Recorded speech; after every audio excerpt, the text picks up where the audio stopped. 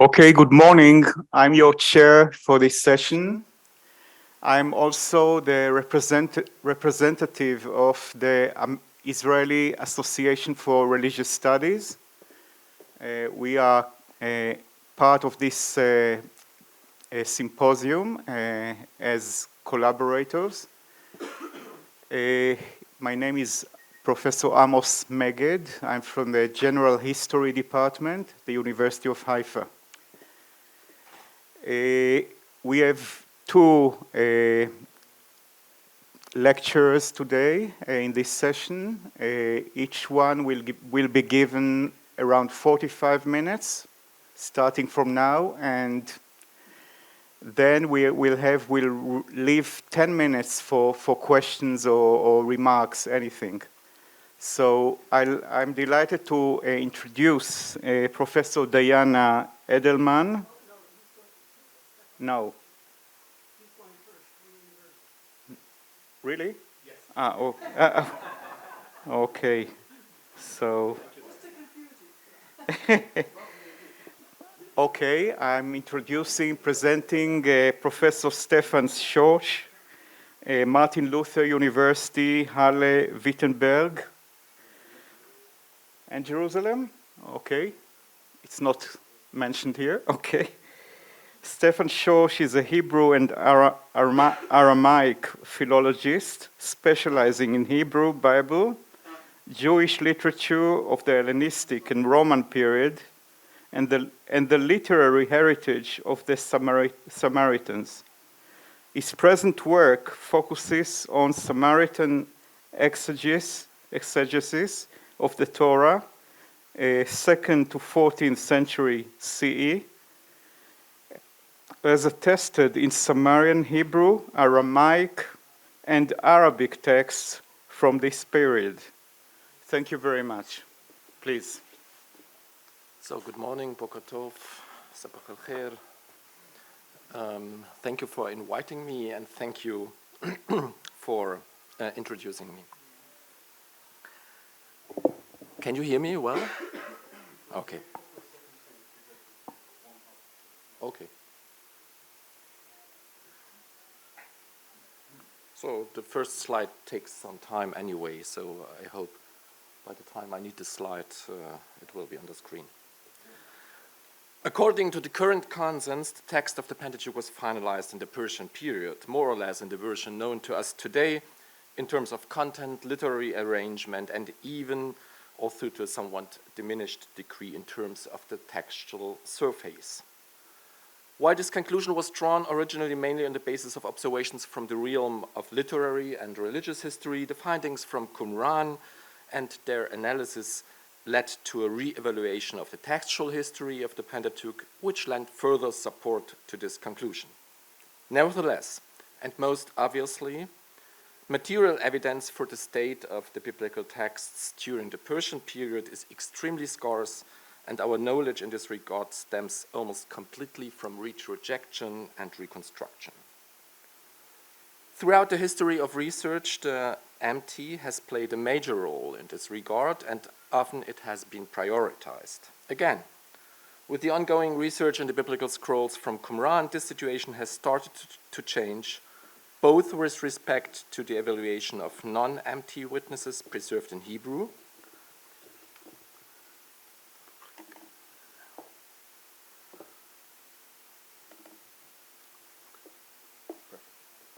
very good, thank you.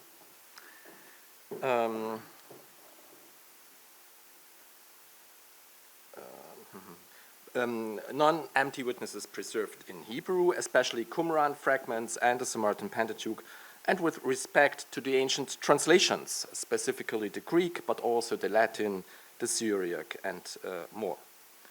Nevertheless, in spite of all these efforts, an undeniable dominance of the Masoretic text in the multifarious efforts to reconstruct and access the Pentateuch texts from the Persian period is generally still well discernible. From the perspective of textual history, this dominance is only partly justified. To start with, the oldest textual witness in Hebrew, as is well known, are fragments from Qumran, starting to appear from the late 3rd century BCE, and the oldest textual witness that can be expected to cover the whole Pentateuch is the Old Greek translation, dating to also the 3rd century BCE. Even though the Old Greek translation is not preserved as such, but only in the context of the later Septuagint tradition, on the basis of which it has to be reconstructed, and even though, moreover, it is less the Old Greek translation that is of interest here, but its Hebrew Vorlage, which is also to be accessed only through reconstruction. None of these witnesses date to the Persian period. I'm now coming to my first chapter, the text historical context of the Samaritan Pentateuch. Remarkably, the Old Greek translation, as far as we are able to reconstruct the Greek text and its Hebrew Vorlage, is not particularly close to the MT, but rather to the contrary. The Hebrew Vorlage of the Old Greek translation seems to have been deviated to a considerable degree from Proto-MT, as we know it from Qumran, and from the medieval Masoretic text. And among all the Hebrew textual traditions of the Pentateuch that can be accessed and evaluated, at least partially, the MT is one of the more remote ones in comparison to the textual tradition represented by the Old Greek translation. The relationship between the Old Greek translation and the Samaritan Pentateuch, on the other hand, is much closer, referring especially to the following observations. First, both the Old Greek translation and the Samaritan Pentateuch contain a prominent so-called harmonizing layer. The term is a bit problematic, but it doesn't matter here. Representing an editorial attitude that aims at closing apparent narrative gaps, adding supposedly lacking complementary elements within narratives or within the general framework of literary structures that are built upon repetition, etc. Although the application of these editorial techniques is not identical in the Old Greek translation and the Samaritan Pentateuch, its presence in both of them is quite discernible. And this phenomenon creates a certain literary proximity between the Old Greek translation and the Samaritan Pentateuch. At the same time, it sets these two apart from the Masoretic text. Well-known examples of similar tendencies in the Greek and the Samaritan texts include, my font, I'm sorry, my fonts got lost. And so more or less you see the red squares, they were moved, but it still works, I hope.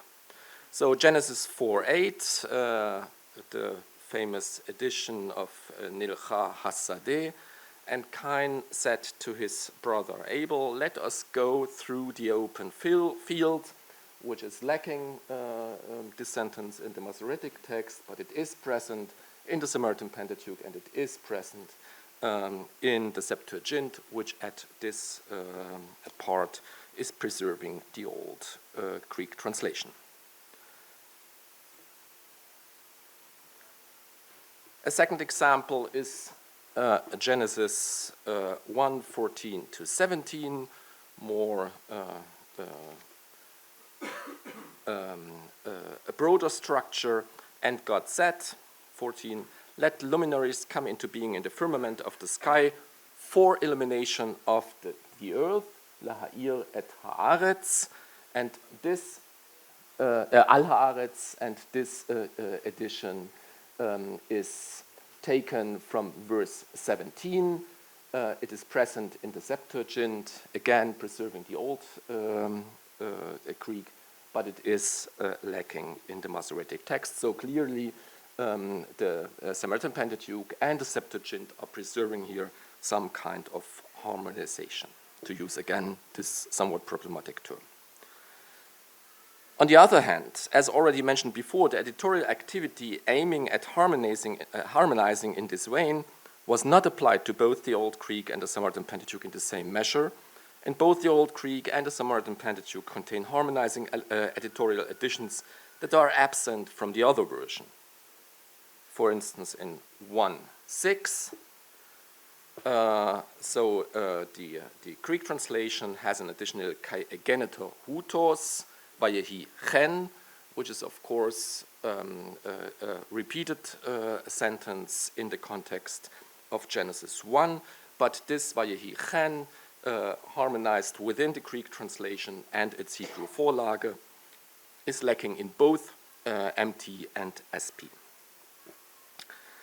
There are also many examples where SP seems to aim at harmonization, while the Greek text retains the unharmonized version. Thus, for instance, most prominently in the plague account in Exodus 7 to 12. So here is one example, Bo el Paro v'tiparta, or the Amarta in the Samaritan version, Elav, and the account of this is then repeated in the Samaritan text, but this repetition is lacking in both the Greek and the Masoretic text. And again, this is preserving the Old Greek, and of course the Old Greek is a translation, so we can here access a Hebrew Vorlage, which is in that case closer to MT than to SP. Apart from this so-called harmonizing layer, although to a different extent, several of the so-called sectarian elements of the Samaritan Pentateuch appear also in the Old Greek translation, which means textual variants that became the scriptural basis for ideological claims of the Samaritans, and indeed lend support to some of them. On the basis of these observations, it has become obvious that many of these so-called sectarian elements contained in the Samaritan Pentateuch did not originate as Samaritan ideologisms, but predate the emergence of the Samaritans as an independent group vis-à-vis Judaism in the late 2nd century BCE, and were already part of the joint Israelite tradition and transmission of the Pentateuch in the 3rd century BCE. Most prominent examples again include, and you will know them, Deuteronomy 27:4-5.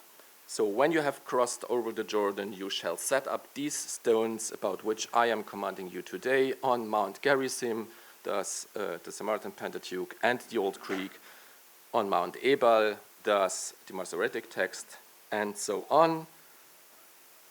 And here is the second well-known example, the Deuteronomic centralization formula, the place that the Lord has chosen, Hamakom Asher Bachar Adonai, versus the place that the Lord will choose, Hamakom Asher Yifra Adonai. And again, although the evidence here is a bit less prominent than in the first case, again, there is good reason to claim that both the Samaritan Pentateuch and the Old Greek have the perfect Bachar, while the reading Yifchar is found in the Masoretic text. Additionally, so the point is, to repeat it, that these are then not Samaritan ideological corrections. Additionally, as has been noted by Emmanuel Tov, the Old Greek translation served as the Greek translation of the Pentateuch amongst both Jews and Samaritans, a result which can be explained sufficiently only once we fully realize that the Old Greek translation originates within the joint Israelite Hebrew literary culture that preceded the split between the two communities, as pointed out by Jan Joosten. In other words, the Old Greek translation of the Pentateuch, the original Septuagint, if you like, was jointly used by followers of both the sanctuary at Mount Gerizim, the Israelite Proto-Samaritans, and followers of the temple in Jerusalem, i.e. the Israelite Proto-Jews, in contradiction to what the Aristeas legend aims to infer, namely that the original Septuagint was a distinctively Jerusalemite, a Jewish translation. Thus, both the textual tradition called with the later Greek term to Samaritikon, the Samaritan Greek translation, as well as the tradition called later Septuagint, ultimately go back to this so-called Old Greek translation.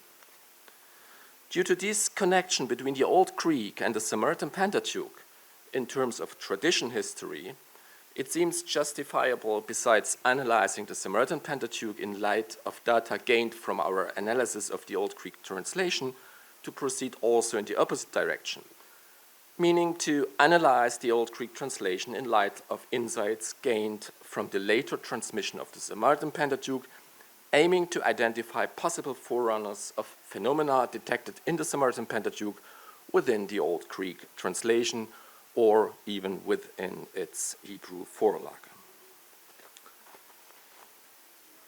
I come now to my second part, putting the question into the focus: was the Pentateuch an open or a closed text? Besides the Old Greek translation, a second central means of evaluating the contribution of the Masoretic text and the Samaritan Pentateuch towards the reconstruction of the Pentateuch during the late Persian period is of course provided by the Qumran scrolls and fragment. Since so-called large-scale editorial editions that are found in the Samaritan Pentateuch also appear in the pre-Samaritan texts from Qumran, we have to conclude that these textual editions predate the emergence of the Samaritans, meaning that the terminus ad quem of the insertion of these editions is the second half of the 2nd century BCE.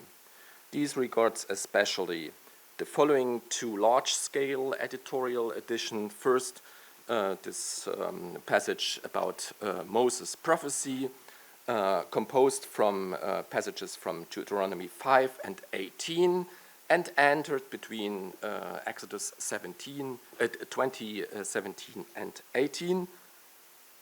And the second passage is, of course, the famous Mount Gerizim composition, often called the Samaritan 10th commandment, entered after the 10th commandment in the of the Masoretic text, after Exodus 20:13, and being composed of verses taken from Deuteronomy 11, 29, 30, and Deuteronomy 27. So here, if you like, you have an English translation and an identification of the verses of this composition. While the Moses composition is known to be present in 4QRP, rewritten Pentateuch A, and 4Q testimonies, it is at least possible that the Gerizim composition is found in 4Q Paleo-Exodus M, as demonstrated by myself and confirmed in great detail in a recent study by Hila Daifani. The Samaritan Pentateuch, therefore, contains two different layers of editorial changes. One partially paralleled by the Old Greek translation and one paralleled by the pre-Samaritan texts from Qumran. What is clear in both cases is that these two editorial layers result from the application of different literary techniques vis-à-vis the text of the Pentateuch. Both of these literary layers, however, were produced under the influence of a conceptualization of the Pentateuch as a closed text and not as an open text, in the sense that the open end of the books allows for continuation, like especially the addition of further chapters or further books. These both editorial layers aim at achieving, preserving, and enforcing the textual balance within the boundaries of the Pentateuch.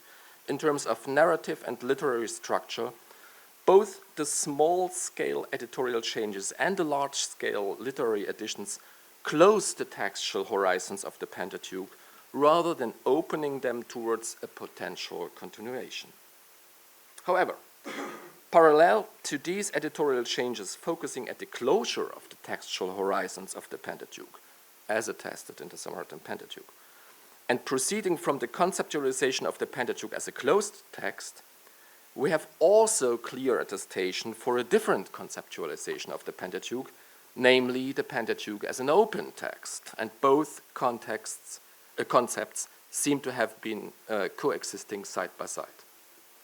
The concept of the Pentateuch as an open text has found its expression mainly through paratexts that were added to the Pentateuch outside its textual borders or its textual horizons, specifically in the framework of the so-called Deuteronomistic history. Most notably, but maybe not so surprisingly, these external paratexts do not seem to have been subdued to the same means of literary editing like the internal editorial layers that are known from the Samaritan Pentateuch. So again, I'm sorry for the red squares being moved a bit, but I hope you will get the meaning. So in Deuteronomy 12:5, one passage of these centralization formulae, it is said, "But to decide that the Lord your God will choose amidst all your tribes as his habitation to establish his name there." And this is clearly taken up in 1 Kings 8:16, also in Chronicles, of course, but I took 1 Kings 8:16 here. "Ever since I brought my people Israel out of Egypt, I have not chosen a city among all the tribes of Israel for building a house where my name might abide, but I have chosen David to rule my people in Israel," and a fuller formula is found in 2 Chronicles 6. So we have clear differences here and not harmonization insofar as there is as Makom is identified as a city, Ir. And then there is a house in 1 Kings 8, and the election of David as ruler is added, and so on. So no harmonization that could be compared to the literary techniques found within this Samaritan Old Greek layer, or pre-Samaritan layer. First of all, while clearly referring to the centralization formula in Deuteronomy, the text of 1 Kings 8:16 was not harmonized with Deuteronomy, and neither was, of course, Deuteronomy with 1 Kings. Rather, 1 Kings 8:16 serves as a paratext to the centralization formula. It first connects a tradition not found in the Torah, or traditions, the house, the temple, the city, kingship, with Deuteronomy, namely that it is a city which was chosen to build a temple there and also a king to rule in it. Second, 1 Kings applies a literary technique that is neither identical nor congruent with the editorial layers found in the pre-Samaritan and Samaritan texts, namely, it does not aim at harmonization, but at interpretation. And third, 1 Kings 8 displays a hermeneutical attitude towards the Torah that is dramatically different from the one displayed by the pre-Samaritan and Samaritan texts, namely a paratextual reader guidance. In the tradition of the Masoretic text, the aim of 1 King 8:16 and its textual surroundings to focus the Deuteronomic centralization formula at the city of Jerusalem is accompanied by a polemical attitude against the religious tradition of the north. So, for instance, or most prominently, maybe in 2 Kings 17, which is the text on the basis of which the Samaritans received later on their traditional Jewish designation as Kutim. On the other hand, however, the paratextual expansion of the Pentateuch, as preserved in the context of the so-called Deuteronomistic history, contains, of course, also a considerable amount of texts and traditions that seem to shed rather favorable light on the claims of religious traditions connected with the north of Israel, both large scale, as for instance the Shechem tradition in Joshua 24, and in small details, as for instance the motif of a mountain in the immediate vicinity of Shechem, which figures under the designation navel of the land, Tabur Haaretz, in Judges 9:37. Thus, while undeniably preserving prominent claims in favor of the primacy of Jerusalem, the so-called Deuteronomistic history is probably not to be generally called an ideological Jerusalemite account. Rather, the so-called Deuteronomistic history as an external paratext to the Pentateuch seems to have been originated within the same literary culture like the editorial layers found in the pre-Samaritan and Samaritan texts of the Pentateuch, namely the shared literary culture of Israel and Judah, which preceded the break between Samaritans and Jews. Without being entirely coherent, it accommodated both contexts in spite of profound differences with respect to religious centers, hermeneutical attitudes towards the Torah, literary techniques applied in order to express these attitudes, and the role of external traditions outside the textual perimeters of the Torah. Thus, in the same way, the pre-Samaritan texts were not confined to the north. The paratextual perspective of the Deuteronomistic history was not confined to the south. There is few doubt that the so-called Deuteronomistic history, and thus the conceptualization of the Pentateuch as an open text, predates the Hellenistic period and goes back at least to the Persian period. If this is the case, however, it is hardly conceivable that the conceptualization of the Pentateuch as a closed text, as expressed in the editorial layers of the pre-Samaritan and Samaritan texts, was not already present in the Persian period. For reasons of literary development and literary history in general, the assumption that an open text becomes a closed text through cutting off parts of the text that are profoundly linked by the narrative and by specific textual references with the preceding parts of this text is difficult to entertain. Thus, much more probably, it is the focus upon the Pentateuch alone, the conceptualization of the Pentateuch as a closed text, that predates the conceptualization of the Pentateuch as an open text. And thus, although we do not know for sure on the basis of the currently available textual witnesses whether or not the editorial changes characterizing the Samaritan Pentateuch were carried out already during the Persian period, it is rather obvious that the attitude towards the text of the Pentateuch and the Pentateuch as a whole, which provides the necessary background for these editorial changes, was indeed already current in the Persian period. And obviously, although this attitude seems to have favored northern views, and especially claims for the primacy of Mount Gerizim, it was not confined to the north, and not restricted to the circles of followers of Mount Gerizim either. So I come now to my third point. The Pentateuch, was it a unified text or a cluster text? It is often surmised, explicitly or silently, that the transmission of the Pentateuch proceeded from a unified ur-text, a unified text that displays the final stage of literary development and became the point of departure for transmission. Most obviously, the great stability of the Masoretic tradition as we know it must have been favorable to such views. Most notably, as demonstrated by Immanuel Tov, already the Proto-Masoretic tradition was characterized by a clear tendency towards a unified text, which became even more apparent in the post-Qumran late antique fragments of scrolls with biblical texts found elsewhere in the Judean desert, most importantly, of course, in Masada. On the other hand, however, the Qumran scrolls and fragments demonstrate that in antiquity several textual traditions existed side by side, each of them characterized by distinctive textual features, including deviations from the other tradition. Although the prominence of the Masoretic model of transmission might lead us to think that also all the deviating non-empty textual traditions represent unified and stable texts of the Pentateuch, this assumption should be abundant, as is demonstrated most prominently by Espy. The surviving manuscripts of the Samaritan Pentateuch display a broad array of internal variation.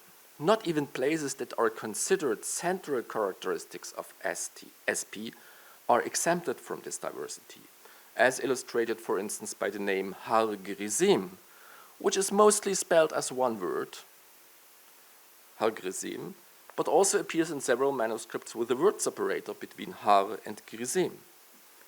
August Gall, in his 1914-1918 edition of Espy, aimed to reduce this textual variance through reconstructing an alleged ur-text of Espy, following the model of empty, of course. But neither this procedure nor the underlying assumption of one unified text correspond to the data available. The new Editio Major of Espy, edited by myself in cooperation with several colleagues, seeks to reflect this evidence and to provide access to the full range of textual variants within the Samaritan tradition, presenting a diplomatic text of SP together with several apparatuses. So this is the Leviticus volume. This is how the page looks like with 5 apparatuses. And if we look at the apparatuses, you have here, for instance, a spelling variant, Nahak, Nachak. And this is not only appearing in one manuscript, it is well attested and in the oldest manuscripts available attested. And you have a variant of scriptio plena, scriptio defectiva, and you have a variant of ata versus the ata. So it's different kinds of variants, and we have also variants in punctuation, which are very meaningful, and paragraphization of the text. So it affects all parts and all layers of the text. If, however, textual variety is so well documented in the medieval manuscripts of SP, we still might ask for the origin of this phenomenon. Was it a secondary and late development within the Samaritan tradition, or was the Samaritan transmission of the Pentateuch characterized by this feature from the outset and throughout its history? None of the surviving manuscripts of the Samaritan Pentateuch predate the 12th century CE, and a few Samaritan inscriptions from the late antique era with quotations from the Torah are not very conclusive. As I tried to demonstrate in an earlier study, the Samaritan translations into Aramaic and Arabic should be regarded a reliable source for the transmission of the Samaritan Pentateuch before the period for which we do have documentation emerging from Hebrew manuscripts. The period between the 11th and the 13th century is covered by the Samaritan translations into Arabic, a cluster formed by at least 4 separate translations that are in many details quite different one from the other. An analysis of these translations shows that they attest for different Hebrew Vorlagen used by the translators, and these Vorlagen obviously predate the Hebrew manuscripts. So for instance here you see we have ata versus ve ata, and we have the same opposition in the Arabic, al-an and ve al-an, and we also have the same opposition in the Samaritan Targumim. The example shows that the variant found in the oldest Hebrew manuscripts was already extant before in the Arabic text. The earlier stage of the transmission of SP is paralleled by the emergence and the use of Samaritan Aramaic translations, covering the time span from the 1st to the 11th century CE. The available manuscripts showed that at least 7 different Samaritan Targumim are preserved from that period. As in the case of the Arabic translations, many of the multiple differences between these translations go back to different Hebrew Vorlagen of the Aramaic translators, i.e. Hebrew manuscripts copied and used at the time. As in the case of the Samaritan Arabic translations, many of these readings attest variants which are also known from the later manuscript tradition, as for instance in that example. However, not a few of the Hebrew variants to be reconstructed from the Aramaic translations have not left traces in the later manuscript tradition and are in fact only known from the Samaritan Targumim. Thus, for instance, this example here, Votzia tapar el michutz lamachane. No, I'm sorry, this is, I wanted you to show this slide. The famous question of the 6th day or the 7th days, Vayichal Elohim bayom hashvi'i versus Vayichal Elohim bayom hashishi. Generally is claimed the second reading is found in the Septuagint and in the Samaritan tradition.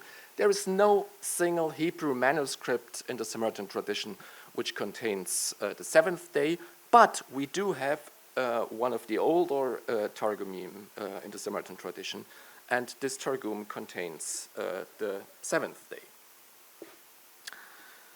We don't know the scope of this reading in the Samaritan Targum tradition.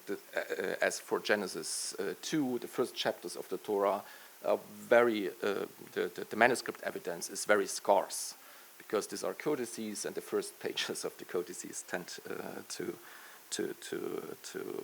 be destroyed. We can thus conclude, on the basis of the extant sources, that the Samaritan transmission of the Pentateuch was characterized by internal textual diversity since its emergence and until the oldest surviving Hebrew manuscripts in the 12th century CE, meaning over a period of roughly 1,000 years. In other words, the Samaritan Pentateuch is not to be regarded as one unified text, but rather as a textual cluster. Most obviously, this textual variety of SP goes back to the textual variety of the Pentateuch during the late period of the Second Temple in Jerusalem, which is well known mainly from the Qumran manuscripts. And most obviously, the textual variety of the Samaritan Hebrew tradition is mirrored by the parallel transmission of several different Samaritan Aramaic and Samaritan Arabic translations, each of them pointing to a different Hebrew source text. And if we turn our attention now to the third big translations of the Samaritan Greek translation, we meet again the same phenomenon, although the evidence is very scarce, but also very, very clear. I think it's 65 single readings that are preserved in the margins of Septuagint manuscripts from the so-called Samaritikon, the Samaritan Greek translation. Also, the Samaritan Greek translation exhibits several translations with several, or being based on several Hebrew Vorlagen. So, also the Samaritan Greek translation is reflecting this internal diversity. And here, again, a bit moved, but one of the very few witnesses speaking expressis verbis about Samaritan translations, Epiphanius, speaking about the Samaritan Greek translation, uses the plural, the versions held by the Samaritans. So Epiphanius, going back probably to Origen in that case, knew that the Samaritans had several versions.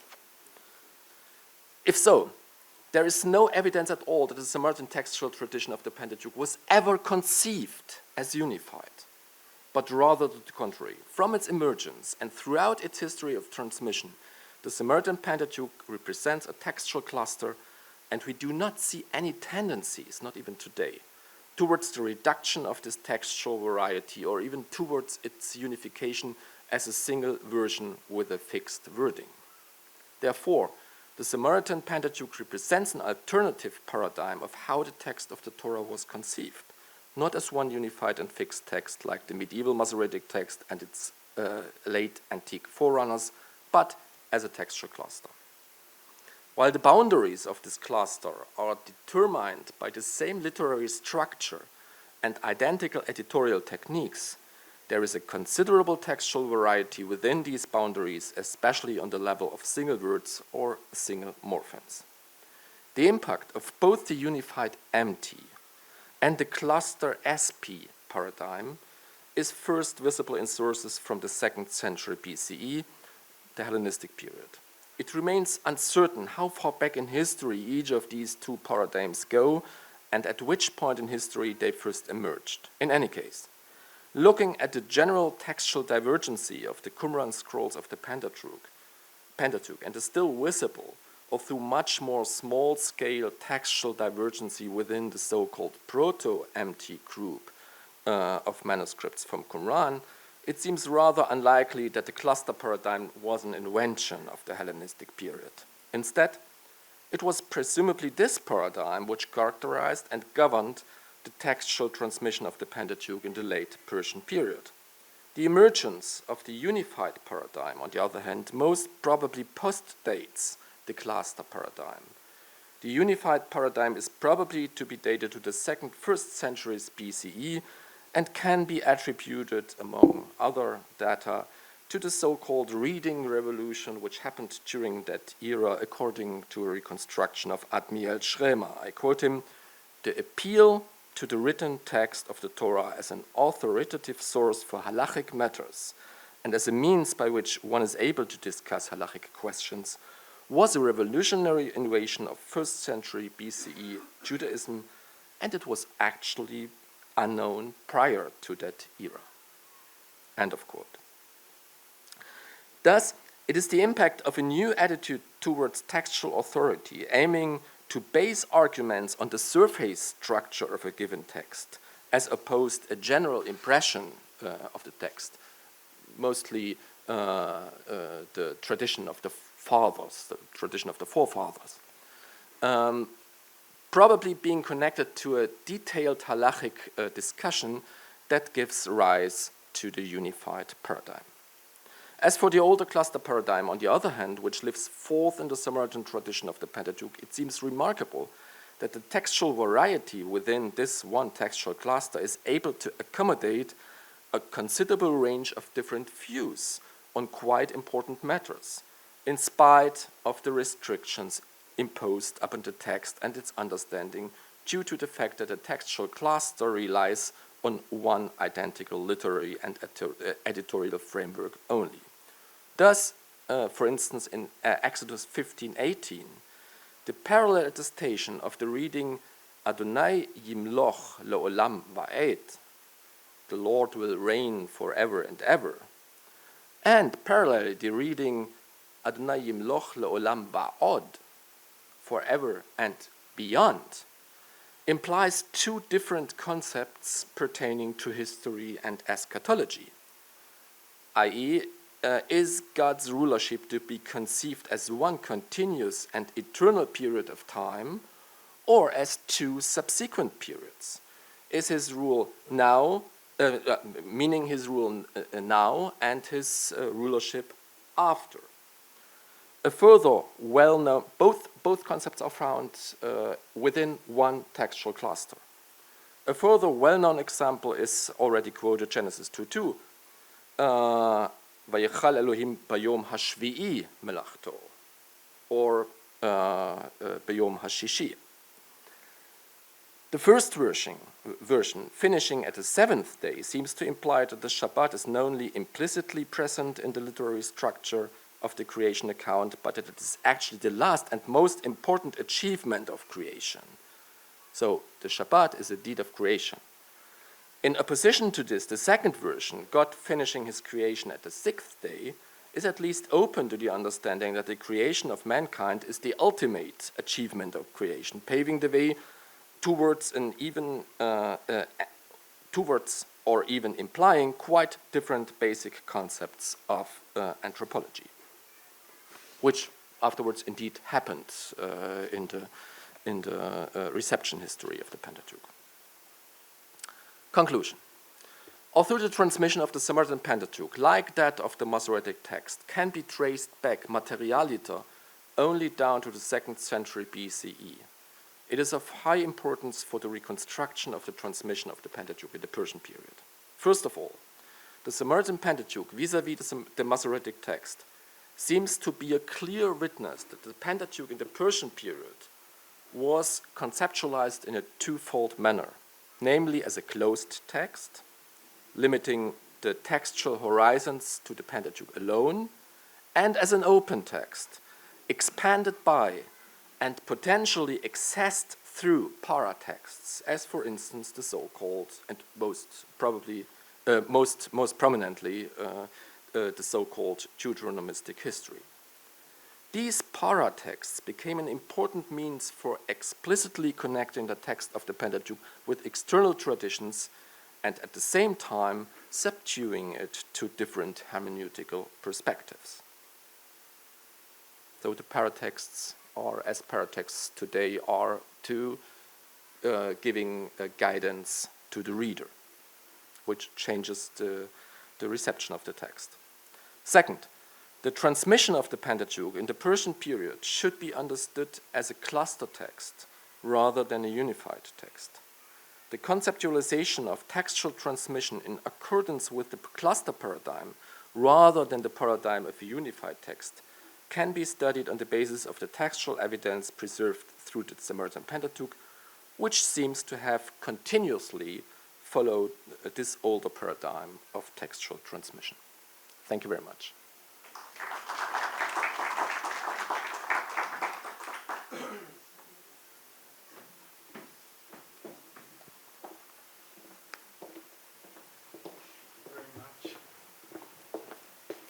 We have 10 minutes for discussion or comments, questions, anything. Please, thank you.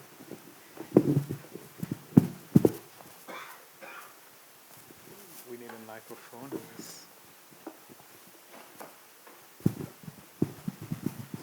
Stefan, thank you very much indeed for this wonderful presentation. I have just one very short question and then a more fundamental question. The short question is with the Targum meme of the Samaritan, if they have in Genesis 2 then the seventh day. Isn't it possible that, as we see it in the Septuagint manuscripts back and forth, this might be also a reflection or harmonization in regard to the Masoretic text already? That they say, no, we should. Is that really a Hebrew, another Vorlage? Or is it maybe a recension? You know, that's what this is in detail. In the Septuagint, we would say this is a recension. The more fundamental question for me is what you said. I think this is a very, very interesting distinction between the closed text and the open text with the paratext, to see that in this way. What makes you so sure to say that the the closed revision or the closed text is earlier than the open text? Actually, in a certain logic, I would rather say vice versa. The closing of the text, and this is then we need only this Torah, and that's it. Is rather a later, but still, I actually would say it would be for me more convincing if it's at the same time, simultaneously. In your interpretation, that they had both the closed text as the Torah with the paratext side by side. Thank you very much. As for the first question, it was suggested indeed that the reading on the seventh day found in the Samaritan tradition is a result of reception of an early Onkelos tradition. Well, at that point of time, 1st century CE, as we know for instance, from the New Testament, the two communities were already very much apart. So I don't see the social background for a literary interaction after the 2nd century BCE. I wouldn't exclude it, but then still, in the moment when you at least the least we get to know from that reading is that in the early layers of the Samaritan Targum, the reading the 6th day was not an issue. It was so if you look today in the textbook, it said, well, this is typical SP. It's not. According to their own, so it doesn't much matter for me whether it entered later. What matters for me is that even if it entered the Samaritan tradition at a later stage, and we know that from the medieval era that happened through the Arabic, the very concept of the Samaritan transmission of the Pentateuch was open to like textual variants. This was not an issue. I agree with you. What we do have on the ground is the parallel existence of the open text paradigm vis-a-vis the closed text paradigm. My inclination, as I said, is to claim that the closed text paradigm is earlier, since I do think, but for general reasons, yes, general observations in general literary history, as I said, that it's very difficult if these continuous layers, narrative layers, connecting between especially, but not only, Deuteronomy and the Deuteronomistic history, were already very prominent in the text, then it is difficult to cut off this. But this is I mean, what we know for sure is the two were present side by side at an early stage in the Hellenistic period, and we do not know how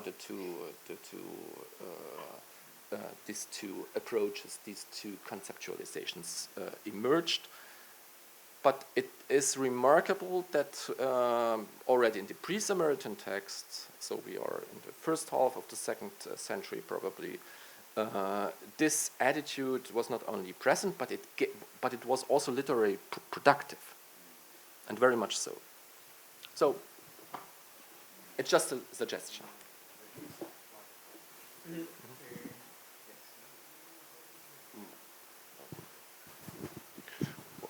Well, thank you very much. It was a wonderful talk that you gave. So I'm trying to imagine what is happening now in the Persian period. So if I understand you correctly, you already have in the Persian period a Samaritan Pentateuch cluster text, so to speak, and so that is a collection of different textual traditions, and you also have that for the what we now call the Masoretic text, the Pentateuch in the Masoretic text, and they move in a similar or comparable ideological climate, more or less. So, do I have to imagine that there are these different scribal centers where they work with these texts? Are they both in what was then the province of Samaria and the province of Yehud? Is it also existing outside Palestine? These are questions that come to my mind when I listen to your talk. Yeah, thank you very much. No, I wouldn't speak, of course, in favor of a Samaritan Pentateuch in the Persian period. The issue is, and we see it in Qumran, that we do have the concept of the closed Pentateuch, and we do have the concept of the non-unified, of the cluster text. And we do see that the paradigm of the unified text starts to emerge. And we do have the paradigm of the open Pentateuch. So we have on two different methodological layers in terms of literary thinking. We have at least two different paradigms, and maybe, but I mean, the sources are scarce. If we would have more sources, we probably have also a paradigm of even more freer texts and so on. But let's go with these two clusters. The issue is that they are not yet assigned to centers. So the open as well as the closed paradigm are found in both sources from the south and from the north, and the same is true for the cluster text. As I said, the Proto-Masoretic paradigm is a bit more problematic since it starts to emerge only. We see it in Qumran only emerging. It's only fully developed then afterwards in the 1st century CE. So we do have the paradigms. We cannot assign them to centers, and now we have a somewhat difficult situation that we do have a joint literary culture, as again, most prominently shown by Qumran, the texts from different regions apparently freely moving around, but at the same time we have different attitudes. Whether these were or not schools or so, I'm not sure. With Reinhard Gratz, we spoke in the bus here.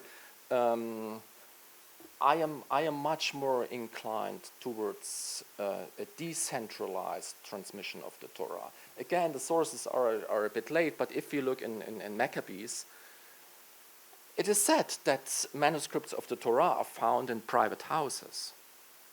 So at that time,